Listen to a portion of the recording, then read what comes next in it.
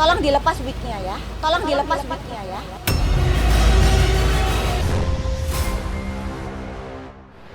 Jujur saya sedih dan malu akan hal ini. Sangat pucat, mungkin tadi juga dia sempat keluar masuk udah kacau balau mukanya.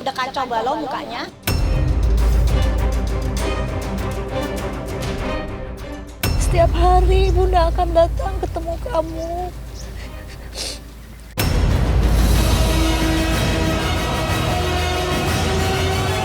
Babak baru mewarnai perseteruan panjang antara Samira Farahnas alias Dokter Detektif atau Doktif dengan sejawatnya Dr. Richard Lee. Setelah Richard Lee yang telah ditetapkan sebagai tersangka dan sempat 2 kali mangkir dari panggilan penyidik juga sampai menggelar sidang pra-peradilan, akhirnya datang ke Polda Metro Jaya untuk menjalani pemeriksaan Kamis kemarin. Mengaku akan kooperatif, Richard Lee juga mengaku malu dan sedih lantaran ia dan Doktif yang sama-sama berprofesi sebagai dokter kecantikan tapi saling berseteru, bahkan kini sama-sama saling menjadi tersangka. Selain Dr. Richard Lee, tampak pula kehadiran Doktif di tempat yang sama. Doktif mengaku kehadirannya selain untuk mengawal kasus yang dilaporkannya, juga untuk menjalani pemeriksaan. Lantas, apa tanggapan Doktif terkait pernyataan seterunya itu yang mengaku malu jadi tersangka? Benarkah Doktif juga sempat menyindir Richard Lee agar melepas wig rambutnya? Kooperatif, Dok. Kondisi sehat, Dok. Sehat ya. Saya menghargai hasil dari pra-peradilan dan hari ini dengan sikap kooperatif saya datang untuk memenuhi kewajiban saya sebagai warga negara yang baik. Saya sudah siap memberikan keterangan sejelas-jelasnya dan sejujur-jujurnya tentang produk yang saya jual. Konflik ini melibatkan 2 orang dokter, 2 orang sejawat, 2 orang yang profesinya sama-sama menjual skincare yang berakhir dengan saling lapor dan sama-sama jadi tersangka. Secara pribadi saya jujur saya sedih dan malu akan hal ini.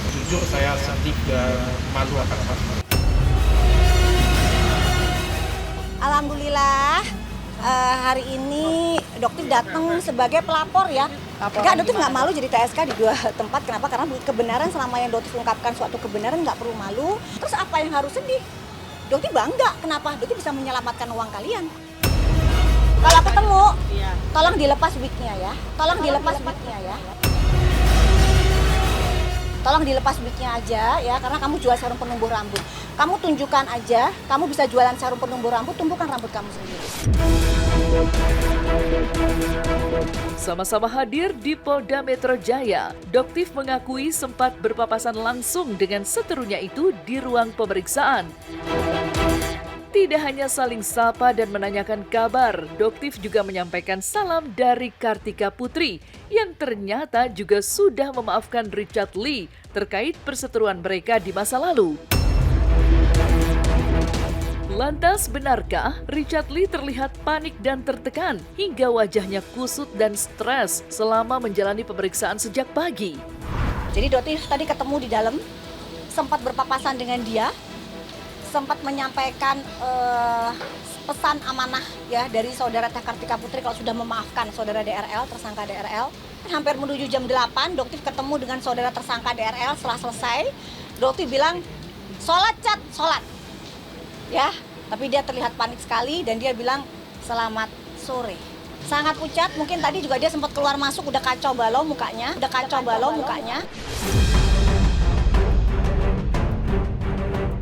Masih terkait Kartika Putri, tangis Doktif pun pecah tak tertahan saat ia mengaku bertemu dan meminta maaf kepada istri Habib Usman bin Yahya tersebut. Pasalnya, Doktif dulu juga sempat ikut menghujat Karput saat sang artis berseteru dengan Richard Lee. Selain menerima maafnya, yang juga mengejutkan Doktif, Karput juga memberikannya baju yang langsung ia pakai kemarin.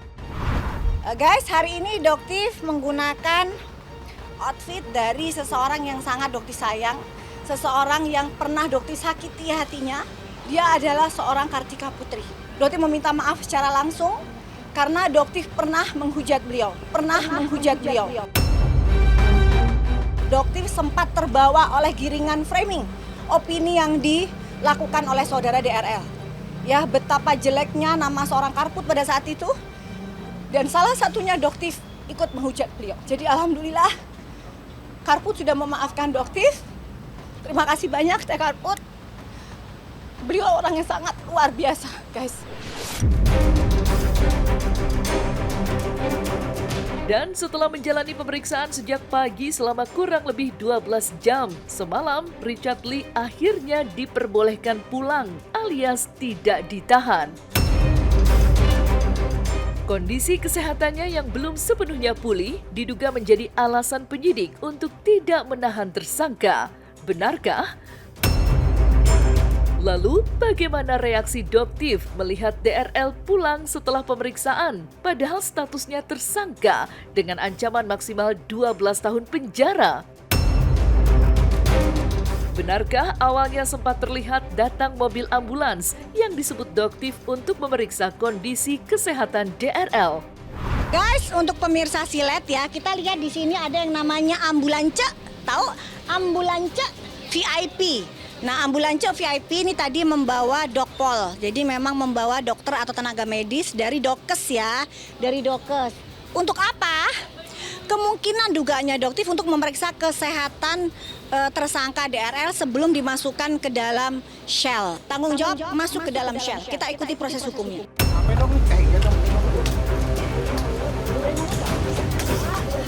Saya baru aja selesai melaksanakan kewajiban saya untuk memberikan keterangan yang sudah jelasnya tentang produk yang saya jual. Sudah saya jelaskan semuanya dalam tadi, luar biasa banget. Dan tidak ada hal apapun yang kami lakukan kepada penyidik Polda Metro Jaya. Tidak ada main mata. Ini murni penegakan hukum. Dan sekali lagi, penyidik Polda Metro Jaya memeriksa dengan humanis.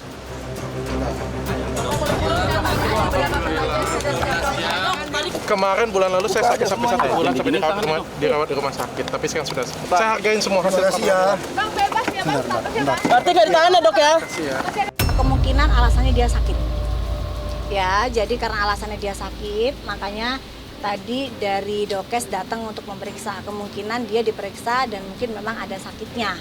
Tapi kalau misalnya kecewa ya pastilah kecewa. Tapi kalau sakit, benar-benar sakit, ya mau apa dibilang.